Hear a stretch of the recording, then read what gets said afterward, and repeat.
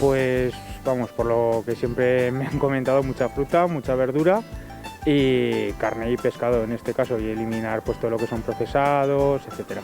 Pues a ver, yo por ejemplo estuve yendo a dietista no por bajar peso sino por comer bien y nada, simplemente saber balancear, el comer un poco de todo, comer la cantidad correcta y pues eso, pues si te quieres dar un capricho te lo das, pero hay que comer verdura, hay que comer carne, hay que comer pescado, hay que comer legumbres, todo, un poco de todo y ya está.